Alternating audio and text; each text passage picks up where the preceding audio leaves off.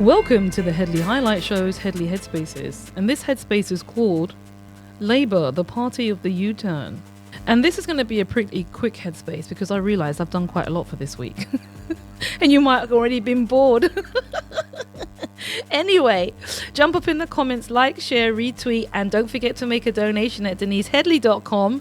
I'm very partial to 3 Wings and Chips and a Miranda, and also a piece of Bitcoin.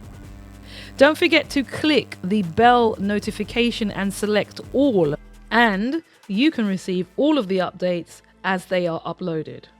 So this Headspace, as I said, is called Labour, the Party of U-Turning. And the reason I wanted to talk very quickly about it is because of the reversal of the business rate for pubs. Now, due to pressure, they have turned around and decided that they are no longer going to increase business rates for pubs. Rachel Thieves, after widespread opposition from MPs in the hospitality sector, they promised financial support and changes to the rate system. And this is the latest in a series of U-turns that the Labour Party has undertaken in the 18 months that it's been in office. And as far as I'm concerned, they have been a disastrous administration. I mean, can you point to anything significantly positive that they've done?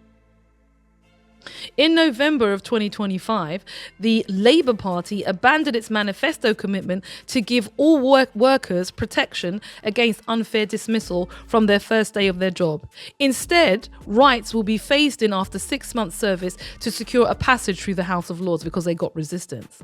Then, in mid-25, Labour scaled back its proposed cuts to welfare spending on independence payments and universal credit. I'm glad they did that. But the point is, they started out by saying we're going to do that, and after a rebellion by backbenchers withdrawing parts of the original plan to avoid defeat in the Commons, they scaled back their proposals. This is not a party of conviction. You know, I'm not happy. I am happy that that was beaten because it's important that people get support. But the other reality is they came in with a clear plan. They said they're going to do it and they didn't do it. Winter fuel payments. Early in its government, they cut the winter fuel payments. Talk about hobbling yourself unnecessarily. They backed down on its plan to cut winter fuel payments for much more pensioners, instead retaining a more generous support than initially was proposed. And the only reason they did that is because of pressure. Once again, they set out a position and they reversed. Don't forget about the National Grooming Gangs policy. That was also reversed. We had the victims who were the victims of that withdrawing from the inquiry, saying the whole thing was basically way too narrow for them to have the kind of justice that was necessary. And was also promised as part of proper accountability for those crimes and the structural inability and systemic systems that failed so many of those young girls. They U-turned on the farmers' inheritance tax. They U-turned on the 2-child cap benefit. I'm glad they did, but the point is they started off saying we weren't going to U-turn, and they eventually did.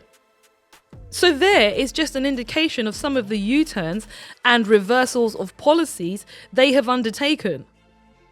The latest one with the pubs and the business rates is, in my view, a pattern of indecisive political judgment. Let's not forget Mr. Starmer's green credentials.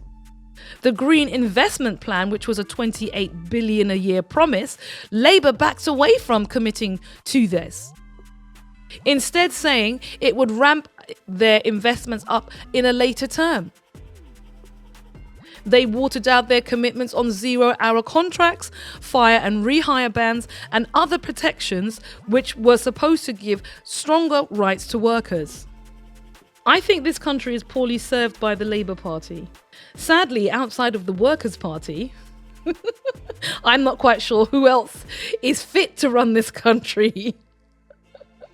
Yes, I am somewhat biased.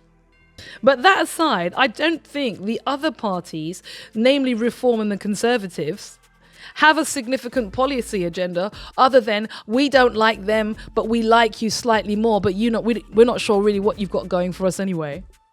So how do you feel currently at the moment? Do you feel politically adrift if you voted for the Labour Party 18 months ago? Is this turning out how you'd liked it to have turned out? Do you feel politically adrift because you're feeling more pushed towards Nigel Farage and reform, even though there's elements of his party and his political belief system and values that you can't coincide with? How do you feel? Do you feel that Mr. Farage is now representing more of your opinions than you would like him to? Or are you confident that not the Labour Party, the Conservative Party can re-emerge as a cogent political force for you if you've always been someone who voted Conservative?